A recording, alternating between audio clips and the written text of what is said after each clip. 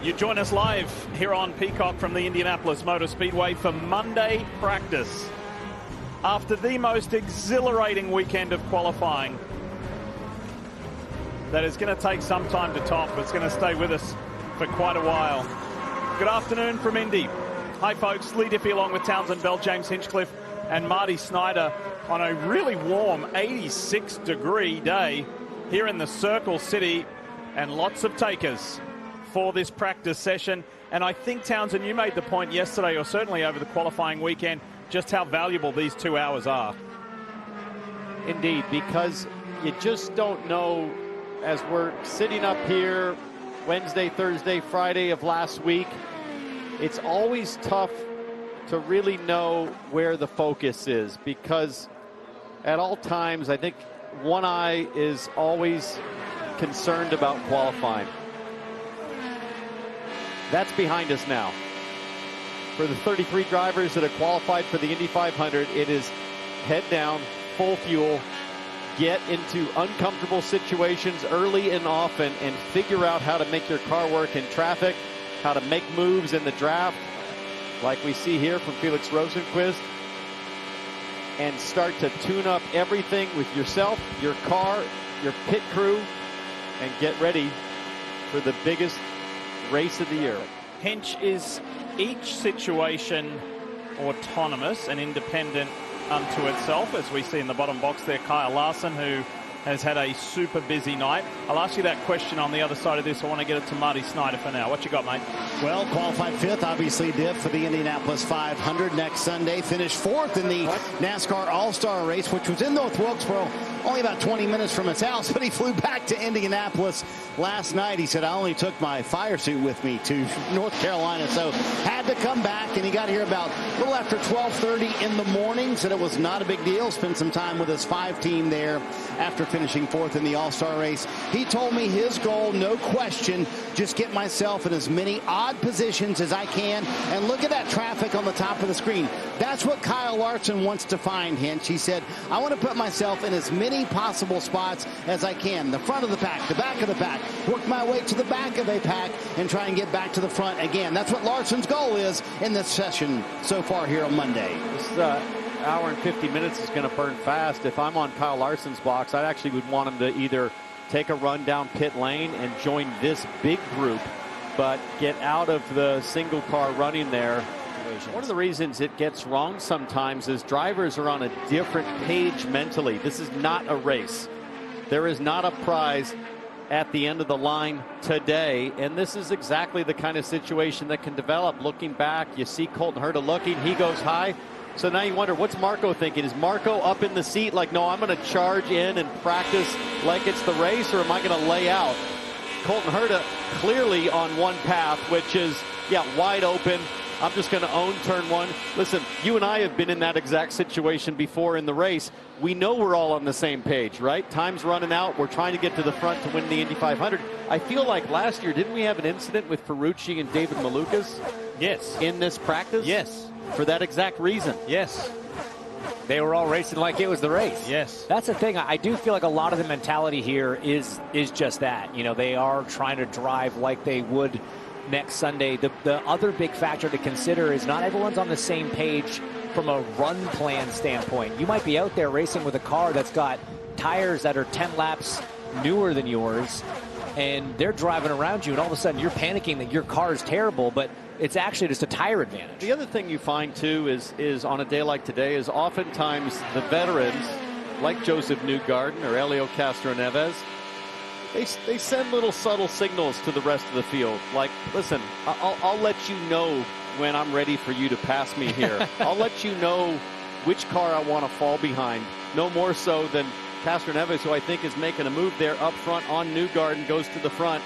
I mean, Helio, this is his playground as a 4-time winner. He certainly has always kind of run practice that way. Sometimes at the expense of clean air or clean situations, as Newgarden will come back. But this is what you're looking for, this yin and yang. We saw it last year as drivers start to go into fuel save mode, taking turns leading, seeing what kind of mileage they get. Something that we've watched in years past in this practice session is these front wing end fences. If you watch Colton Herta's, seems like there's a decent amount of vibration going on there. I'm just curious if we jump to another team, say Scott Dixon, and watch his on board. How much vibration do you see? We get a nice two-box comparison here.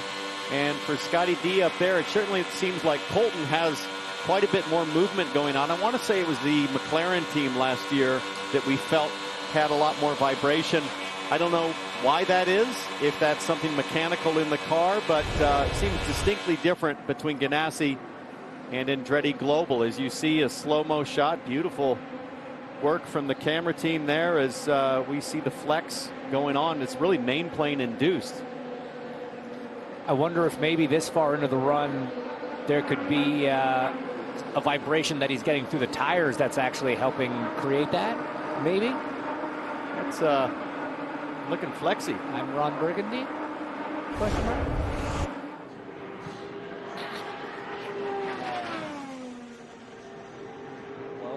So Scott Dixon just pitted, but we had that great slow-mo shot of Colton Herta's front wing. This is Marcus Armstrong in the number 11 Ridgeline car, and very similar.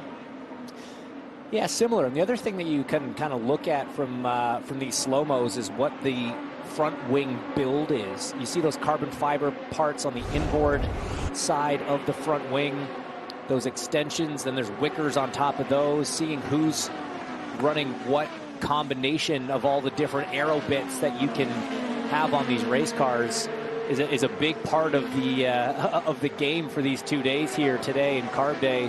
Teams with the spy shots and the cameras trying to get front wing builds, rear wing angles, and get a sense of where everyone else is on downforce. And it's such a critical decision diff based on weather and where you start. Kyle Larson experiencing what it's like to lead the pack. Again, not where I would want to put him as you start to hear him back out of it and presumably drop back in the field. He'll probably pull left here or just woe up and let some cars pass. But I'm curious what Colton Herta's onboard looks like. You see the white, yellow, and black Gainbridge car. He's still back there in traffic, and you pointed out, James, 28 laps run right now for Colton Herta, and this is the part where you earn your money as an IndyCar driver. So maybe we go on board with Colton again and just figure out what the balance looks like. Let's ride for a lap or so here and see if he can still make gains on traffic.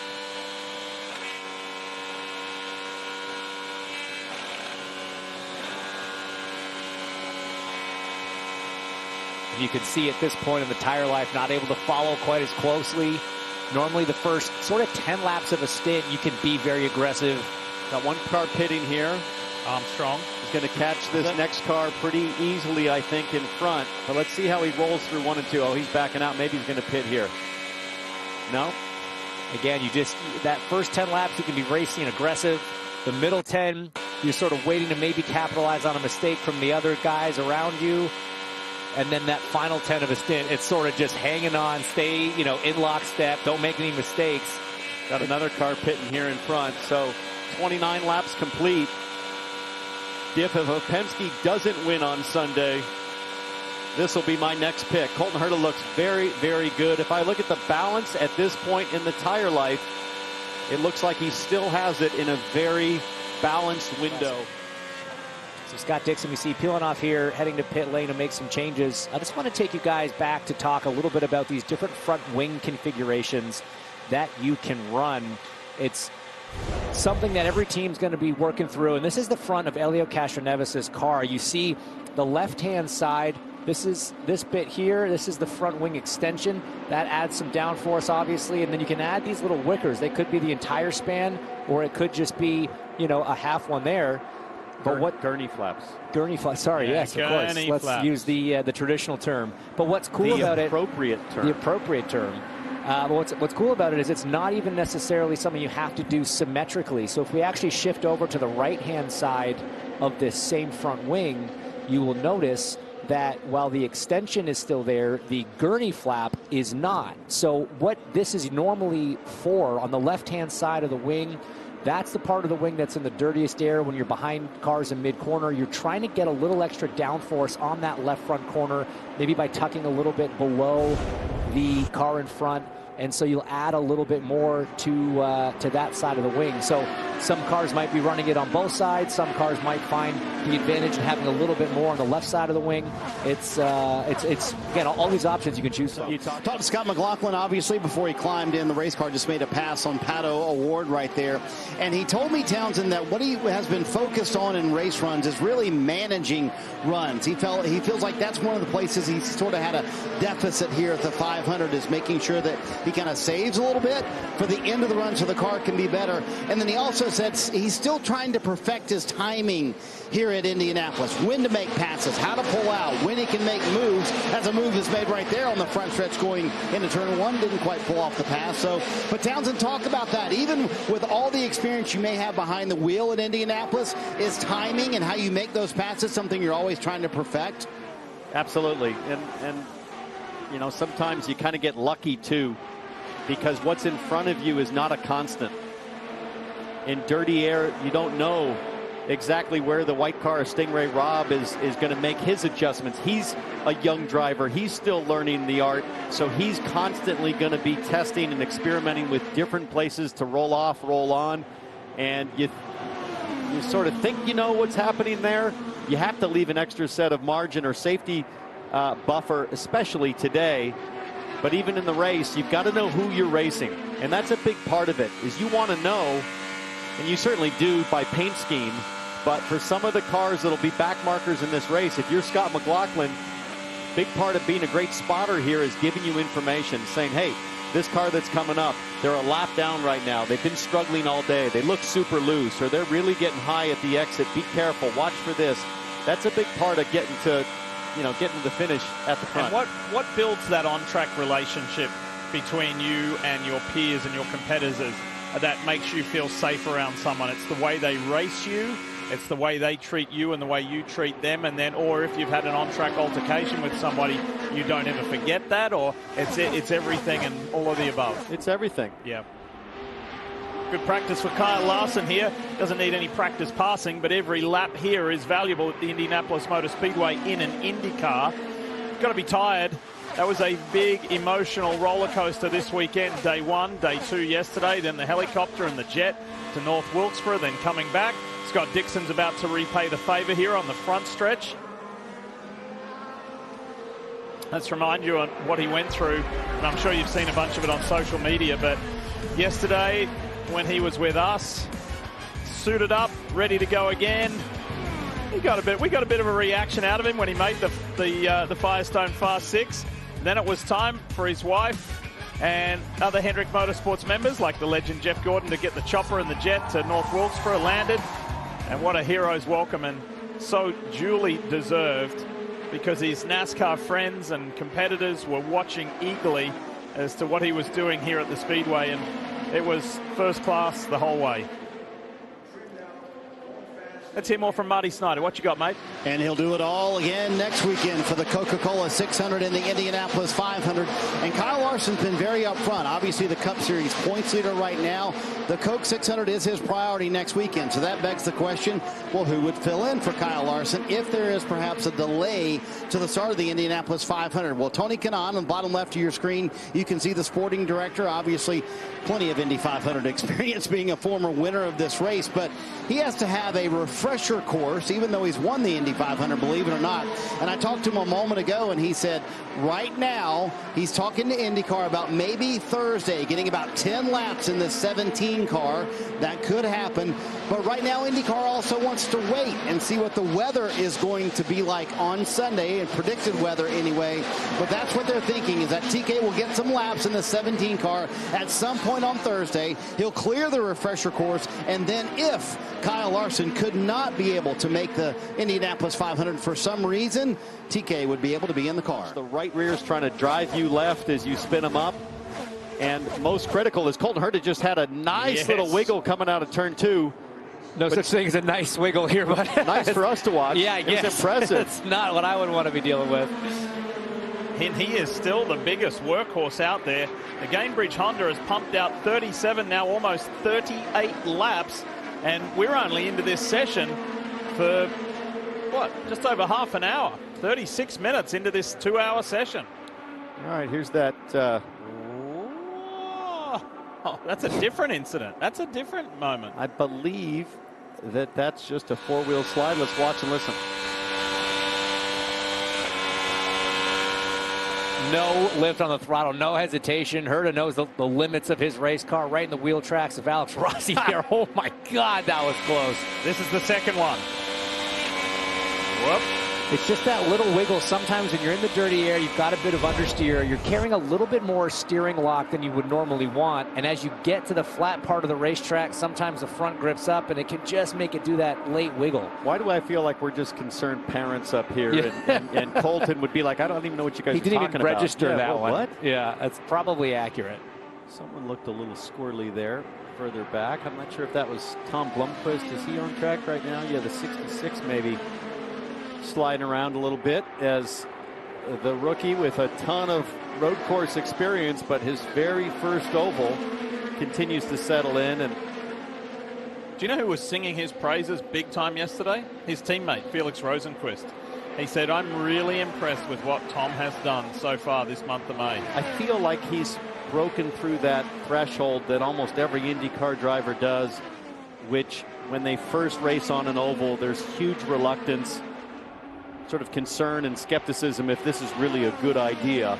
And I feel like a few days ago after Tom qualified, there was a big smile. He really lit up. He accepted that it wasn't a good idea, but now he's not fighting it anymore. He's just living in the moment. It's not a good idea, but it's super fun. It's a lot of fun. And you know what? I kind of put him in the same category as Armstrong, who he's working on passing right now down the front straight. Another rookie that's going through the motions. It's been kind of a quiet month, but that's a good thing for a rookie sometimes. And I think, you know, depending on how Kyle Larson does, there will probably be two categories of rookies. There's the how does Kyle do? Because from an oval racing standpoint, nobody in this field has anything like Kyle Larson's oval racing experience. And then there's going to be the other rookies that are truly running a big oval like this for the first time in anything. Yeah, the IndyCar rookies and the oval rookies. Look at this guy. Everybody's checking up big time in turn one. Probably skating around. Everybody's kind of fingertip driving at this point. And look who it is. Rasmussen. 26, Colton Herta going to go 3 wide. Maybe. Oh, he was thinking, can I go to the inside? I can't. I'm going to come back to the high side. Rasmussen, Armstrong, and this man, Herta. Let's go for a ride.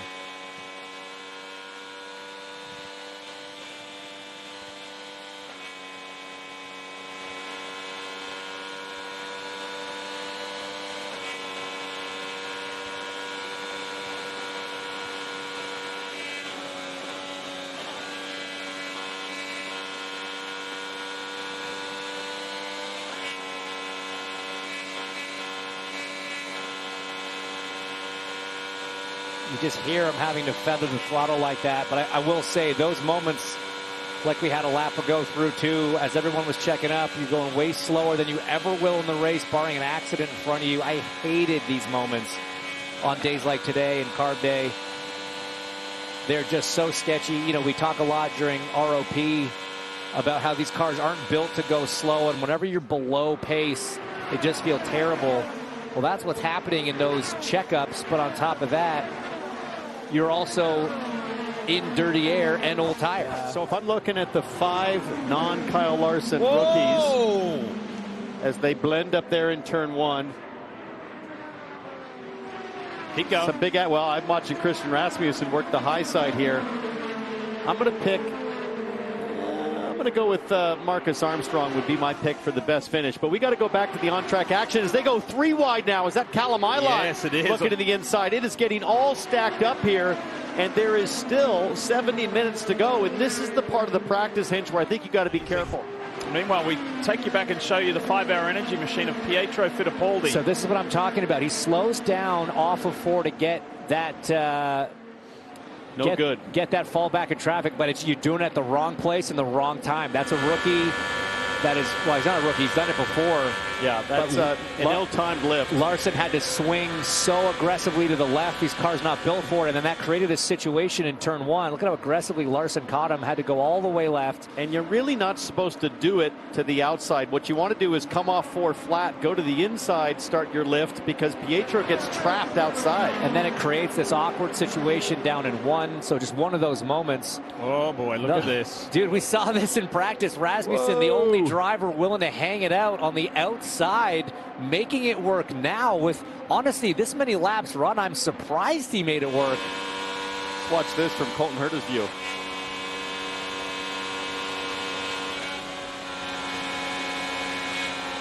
Wow. I'm not even mad. I'm impressed. It's not going to work late in the race, but if I'm Ed Carpenter, I might pull the young Indy Next champ aside and say, listen, kid, maybe on the last lap, last stint, but not today. Wasn't it Colton Herta he pulled that on earlier in the week, too? I forget if it led to the one-finger salute from Colton Herta, didn't it? That's true. That was a different situation, but yes, same driver. That was a late pop where Colton was on the outside and Rasmussen to the inside. So you see this situation. Colton nowhere to go. He's got the big draft, but just can't really take anywhere, and he's not willing to hang it on the outside of Armstrong. And here's Rasmussen again. This was that 3-wide situation with Grosjean and Eilert. Again, Eilert realizing it's practice. In the race, though, in the last 20, you're keeping your foot in that one and forcing the issue. If he likes something, it's the greatest thing that's ever happened on Earth. If he dislikes something, it's the worst thing that any human being could have possibly conceived. Well, here we go. Here we go. Here we go. Kyle Larson and Scott McLaughlin almost went into turn 1 side by side. Did they sweep the track during that track inspection? No.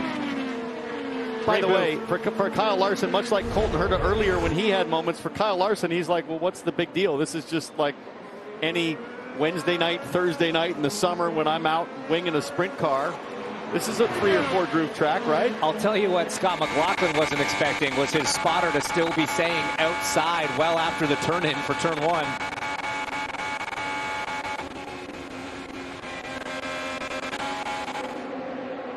A little bit of an audio issue there. I'm pretty confident that is not the normal sound. And, you know, another guy, just looking at the pylon right now, that's really impressed me this past sort of 72 hours. Augustine Canapino. Yes. Take a look back right now at this move. So 3 wide from Dixon, then watch the green and black car. Let's see it. McLaughlin's having a lift as the car's fade back in front of him. That gives the opportunity to Rinus VeeKay on board now from McLaughlin's point of view.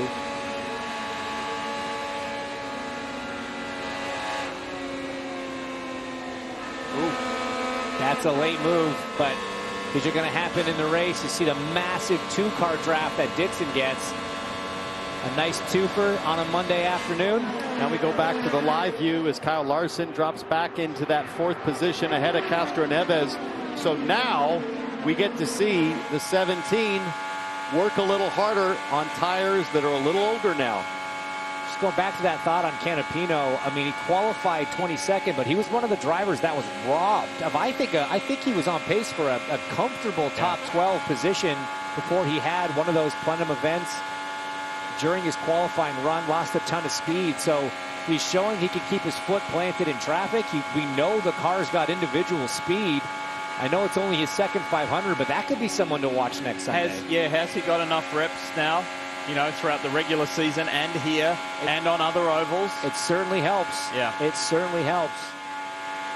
In front of that field, you've got the yellow Penske. That's Scott McLaughlin. Dixon's in there. Up. Big check up there. Things started to walk up towards the wall, so not easy. He said no matter how prepared I thought I was, Jimmy told him, I was not prepared for all the scenarios I'm going to feel in traffic. But Hinch, I don't know that in these practice sessions, especially with a couple of rained out practice sessions, that Larson's going to be able to put himself in every spot and feel every scenario that he's going to feel next Sunday in the race. How about this? Kyle Larson just threw a nice little dose of shade on Joseph Newgarden there. Used Santino Ferrucci like a pick going into turn 3. Check this out. Kind of almost faded back up a little bit. So you see there's a spotter in turn 3 that's basically seeing the exact view that we're seeing. Still plenty of room there. He started to move, then Joseph kind of moved again to get around him. Hey man, that's racing. That's what you're going to see out there on Sunday. Remember, that's what Joseph did last year, 17th to 1st. The story of his progress in this Shell Chevy through the field was captivating. It's looking good for old Colton Herta. Watch this. See how Joe New's doing with traffic. Oh, yikes. Sketchy. Terrifying moment in dirty air, hits the curb on the front end, on the leading edge of that curb. You're trying to get so low in turn 2 to try to keep a little bit of your wing below the car in front. Okay, so do you worry now if you're Team Penske about, well, what happens if we fall back?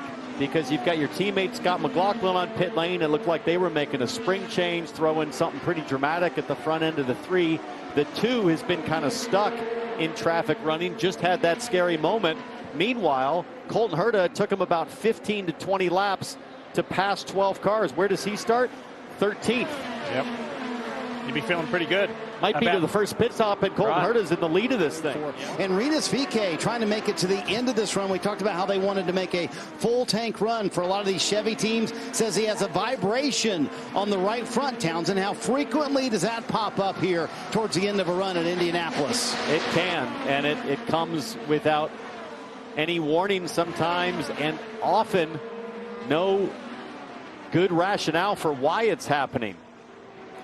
Sometimes it's pickup on the left rear. Sometimes it's a wheel weight, like a set of tires where the balance just didn't get done right. Sometimes it's a wheel weight falling off the race car. Sometimes it's uneven wear. If you have a particularly, ill-handling car or particularly big imbalance, the tire can actually wear unevenly. And in the case of Rahal Letterman Lanigan this year, maybe we'll see an onboard from Fittipaldi. It's just all the time you're dealing with vibration on the front axle.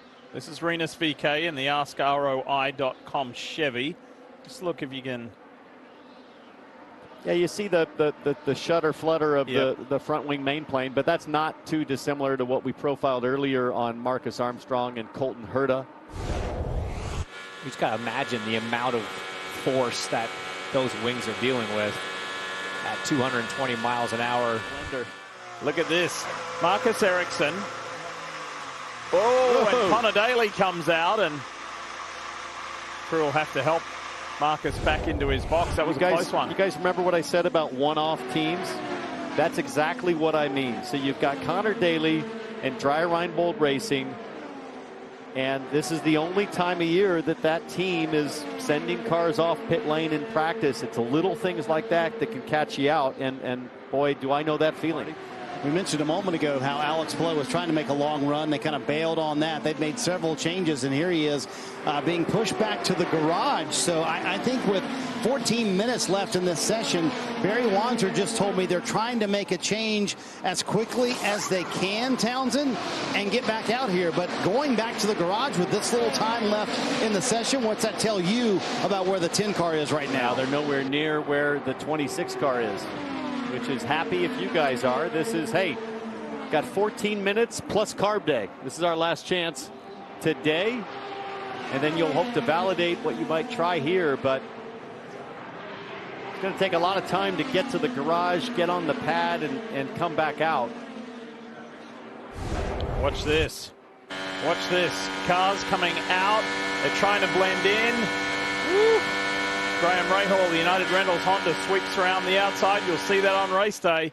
Look at this. It's a scary closing rate sometimes when you're in that position like Graham Rahal was, especially if they do start fanning out.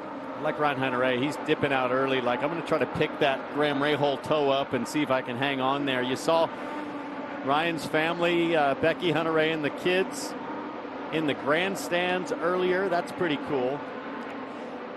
Oh, there they are. there goes Dad. Yeah. There he is. Pay attention, kids. We're missing one. Becky, you're missing one. Oh, he was down lower. Okay. The thing with all the rain last week is they ended up with a lot more sets than they normally would have expected. Oh, so spin in pit lane, Tom Blomqvist. We've been just talking about how tricky it can be on pit road as pit stop practice was happening. This has got to be Rinus VeeKay like accelerating, yeah. Exactly right. Managed to get on the brakes, avoid getting into pit wall, and thank goodness there was nobody sitting in that pit box. I think that's the pit box of the number 9 of Scott Dixon. Because his pit box is down here, down closer to us, closer to camera view. And we take you back to Catherine Legg a year ago in the Hendrickson Honda for Rahal Letterman Lanigan. And this will be eerily similar to Tom's, but Tom was able to stop it from getting into the wall. In this case, several crew over the wall managed to just miss them all. Very lucky escape for several members of the crew. Terminal damage. That was day done for Cat. They push the 66 all the way back to the pit stall. The track stays green. Let's just follow up on the story of Scott McLaughlin. We were speculating that they were looking to make some changes to improve things, for the 3 in traffic. Let's ride on board here, just like we did with Kyle Larson and Colton Herta. What does it look like? 2 deep for Scotty Mack. 1 deep. You can say we're not going to know. We're not going to be able to figure that one out.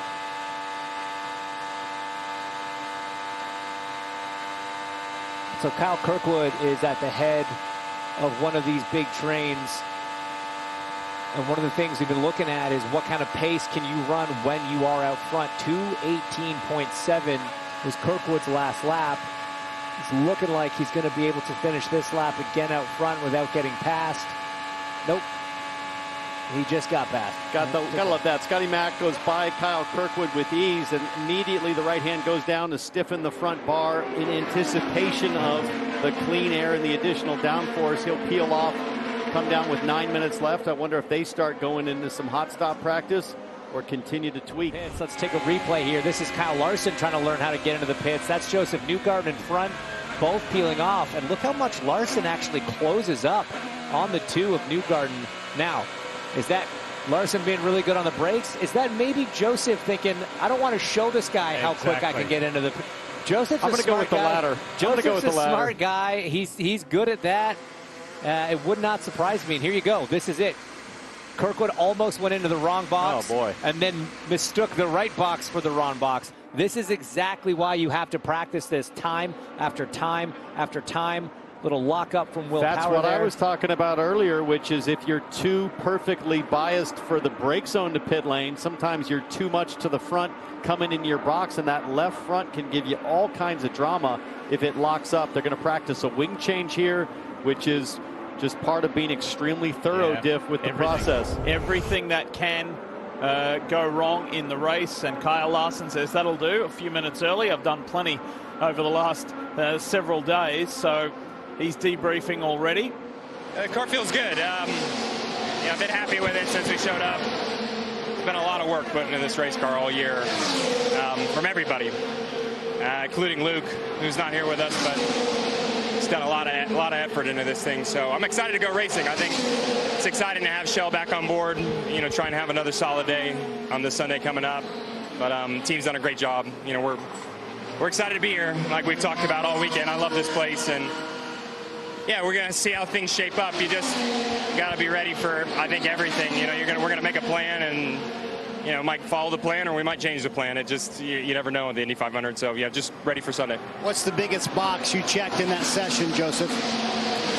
I think we checked it pretty early, in the week, that our race car and what we showed up with is very much intact. It's there. I mean, the car is capable of racing and doing well, and that's kind of a box in of its own. There's a lot of other things you got to be able to do in the race, to kind of tackle any challenge. But I think the car is very raceable, and it's got speed. So, you have that box checked, you can kind of make anything else work, in my opinion. There you go. Joseph Newgarden had to start 17th last year to win the Indy 500 diff. As you mentioned, he'll have that front row starting position and a very nice pit stall for next Sunday. Look at this. Graham Rahal on the inside of Romain Grosjean. The final 2 minutes coming up here of Monday practice. It's just whisked on by, but it's been a really productive, purposeful 2 hours here at the Speedway on a beautiful day. Pretty warm, actually, up to 87 now on this Monday afternoon.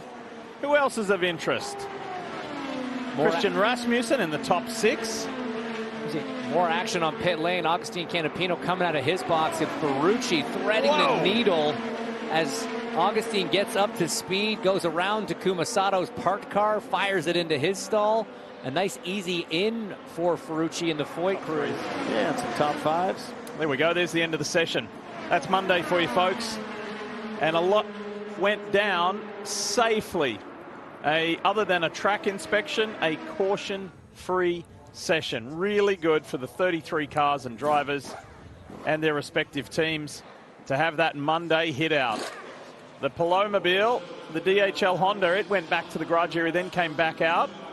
So they obviously made a change, and the championship leader steps from his car.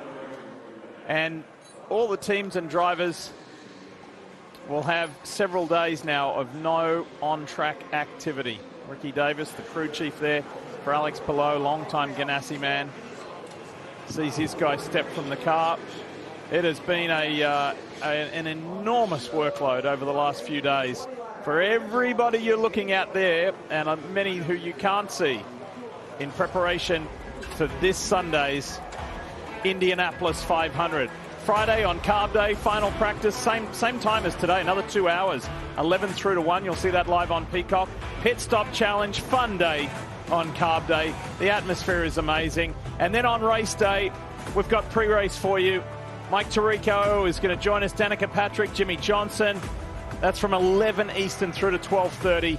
And then we bring you race coverage of the 108th Indy 500 from 12:30 on NBC, live and exclusive to NBC this coming Sunday. Fellas, we wrap it up one last day before a few days off, and this is how it went down. But what was your big takeaway from there? Does Rasmussen win the bravery award of that session?